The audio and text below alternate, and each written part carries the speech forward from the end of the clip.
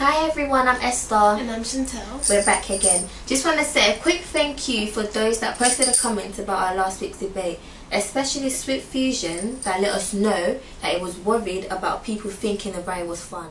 The UK has the highest teenage pregnancy rate in Western Europe. For today's topic, we're asking whether this is society's responsibility or the upbringing of young people. I believe it's the society's fault because there is so much pressure for young people to grow up before their time. Like for example, the boyfriends, the media and friends, and I'm going to elaborate on that later on. I believe it's the upbringing of children and young people because parents can easily sit down and talk to their children, or teachers can encourage parents to sit down and talk to their children about risks and stuff like this for children as they're growing up or as they're becoming young teenagers. The media is to blame because they have different sex elements in the movies, daytime programs, soaps like EastEnders, and even the buses have posters up about sex or sexual things. So young people see this everywhere they go, and before they're even old enough to know what sex is all about.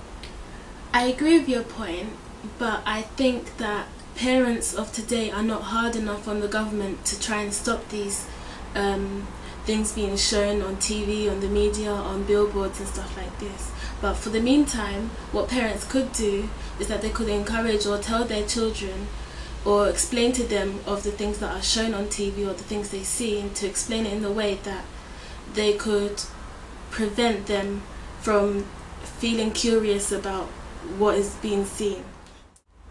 And also, young people are being pressured by their friends or boyfriends. For example, some teenage girls may want to have sex with their boyfriends to keep them longer into the scene.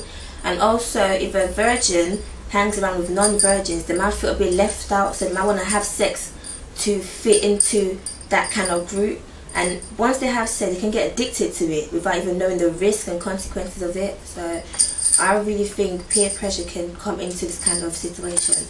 But this is where the government comes into place, because they've come up with many methods and many ways into preventing, for example, young teenage pregnancies, STIs.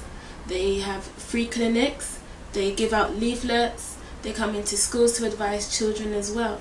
It's just down to the parents to inform their children of these things, just in case they make that decision. If young people have a strong upbringing and positive role models within their families, they're more likely to follow them and be aware of situations they're getting themselves into. So I really do think upbringing is the key and crucial to keeping teenage pregnancy rates down. Well, young people are allowed to do whatever they want to do because there's less discipline, and the government haven't really given the parents the control over their own children. So it's basically like a lenient society, and the young people do whatever they want to do without even thinking about the risk and the consequences of what they're doing. Well, today's topic was really difficult, but we would like to know whether you think society is to blame or the upbringing. And reach us the same way you did last week, and we'll see you soon. Peace.